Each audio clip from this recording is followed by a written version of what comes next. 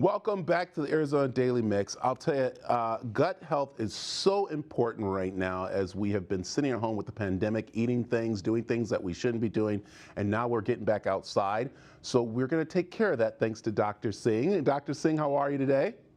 I'm good. I'm good. Thanks for having me. So let's talk gut health because this is one big thing in a lot of people's lives that have been causing quite a bit of diseases, have been affecting people, especially those with COVID, and things we need to start watching out for.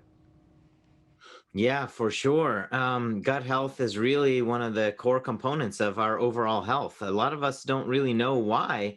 And the reason why is because we have a thing called the microbiome that lives inside of our gut. And when we say gut, we mean the digestive tract. So, your intestines, your colon. These are the areas where we have a large population of bacteria that live inside of our gut, and they control so many different parts of our body, believe it or not. Yeah, and everyone says that really our gut health can be from stress. It can be eating food that we think is good for us, but is not good for us, and also our sleeping. Let's talk about some of those. Yeah, I mean, we often take it for granted, but the reason why these lifestyle factors are very important is because they all actually influence this microbiome, this gut microbiome that we're talking about. I mean, if your sleep cycles are altered and you're not sleeping well, you can have an imbalance in the microbiome. If you're eating junk food, a lot of sugary foods, and that can cause an imbalance in the microbiome. If you're under a lot of stress, that can cause an imbalance in the microbiome. So there's really a very clear common theme here that if we actually can clean up some of our lifestyle factors and eat healthy, exercise, reduce stress, and sleep, then we can actually create a better balanced microbiome. And the key term is really diversity. So diversity means just like in the workforce, we want to have a diverse workforce. So we have a lot of different people that can do a lot of different jobs. And if we don't do these things, then we don't have diversity in our microbiome. And then therefore, as a result, we don't have as much good work happening in the microbiome. And that's when we start seeing problems happen in our body. Wow, and it's so important. Let's talk about the clinic that you work with, because this is very important for people who are looking to take care of their gut health. Yeah, for sure.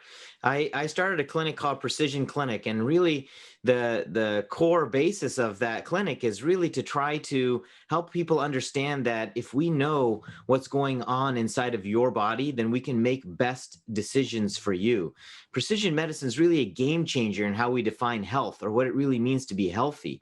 Instead of looking at, statistics that are based on everybody, why don't we look at your body, see what's happening in your microbiome, see what your genetics are showing, show what your inflammatory markers are showing, and then make a plan just for you, not based on the latest blog post or what's the latest trending diet style.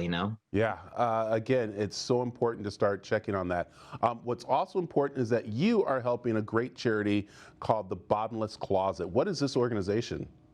Yeah, this is a fantastic organization in New York City, and it helps women in need that are coming out of various different tough spots and trying to get back on their feet and get their lives back together. And so I started giving health webinars for them, all the way from California to New York. COVID actually allowed us to think of new and innovative ways of doing things, so it's really cool. And I teach them about different things that they can do to improve their health, because health is a very important factor in being successful in your job or in life in general. And then for certain people who need a little extra help, I donate my time for free and take care of them, because I really believe that it's important that everybody have access to good health care. And while I'm not a politician and I can't make policy changes, I can at least do my part. And my part is just offering myself to help. That's what I like doing. I like it. All right. I know we're wrapping up here, but I'd love to have you back to talk about your book, Own Your Health, which is so important. And again, this is a book that is it ready to come out already? Is it ready to go? Yeah, it's we're just in the final stages. It'll be ready probably in the early fall or late summer, and it's a fantastic book that I put together, over the last year, really trying to put together some really important tips and advice on how people can really take control of their health and own their health.